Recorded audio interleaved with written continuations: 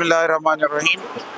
آج 7 محرم کا جلوس جو ہے وہ اندرون کاٹھی درواز سے نکل کر اختتام پذیر ہوتا ہے حسن آباد میں۔ یہ جلوس اور بہت دوسری تمام جلوس اس لیے نکلتے ہیں کہ امام حسین علیہ السلام کی قربانیوں کو دنیا تک پہنچایا جائے، امام حسین کی قربانیوں کو یاد کیا جائے اور امام حسین کی یاد دنیا کو دلائی جائے کہ امام حسین کن اہداف اور ان مقاصد کے لیے کربلا میں گئے تھے اور کربلا میں وہ قربانیاں دی تھیں۔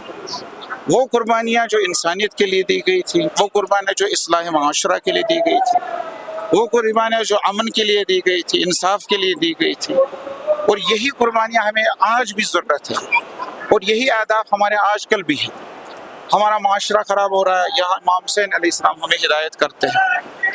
ہم مختلف قسم کے ظلم میں گرے ہوئے ہیں تو یہاں امام حسین ہماری قیادت کرتے ہیں۔ ہم انتشار اور اختلاف کی کیفیتوں میں مبتلا ہے تو امام حسین علیہ السلام ہمیں اتحاد اور اتفاق کا درس دیتے ہیں۔ اس لیے آج کل اور خصوصاً اس زمانے میں امام حسین علیہ السلام کی قربانیوں کو یاد کرنا، ان اسباق کو یاد کرنا بے حد ضروری ہے جن کے لیے امام حسین نے قربانیاں دی۔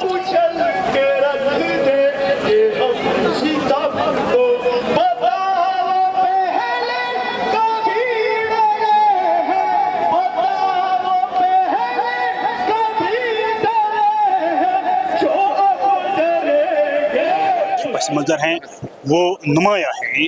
تقریباً 35-36 سال کی عمر میں ہوں۔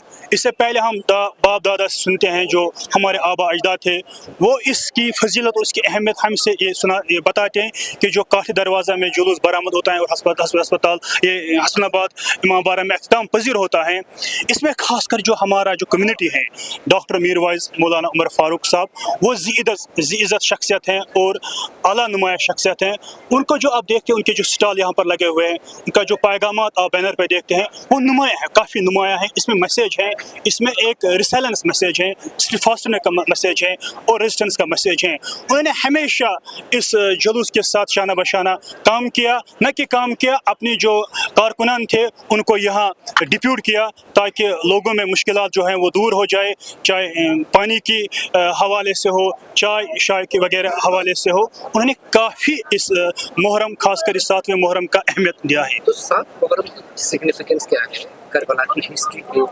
بالکل، میں نے پہلے ہی بتایا آپ کو، جو 7 محرم ہے، 7 محرم کا پیغام، خاص کر جو کربلا میں اس کا جو اہمیت ہے، یزید ابن یہ جو ابو سفیان ہے، اس کا جو بیٹا ہے معاویہ، تو انہوں نے اپنے ایک آرڈیننس ایجاد کی، ایک آرڈیننس دیا، حکم دیا۔ ابن زیاد جو گورنر کوفہ میں مقیم تھے، انہوں نے عمر سعد کو حکم دیا کہ آپ مکمل طور پر بلاکیٹ کیجئے، مکمل طور پر ریسٹرکشن لگائے، مکمل طور پر پانی کا قطرہ نہیں ملنا چاہے حسینی خیموں میں، چونکہ اب ہم نے تھوڑا سا ہم نے لیننس دکھائی 6 محرم تک۔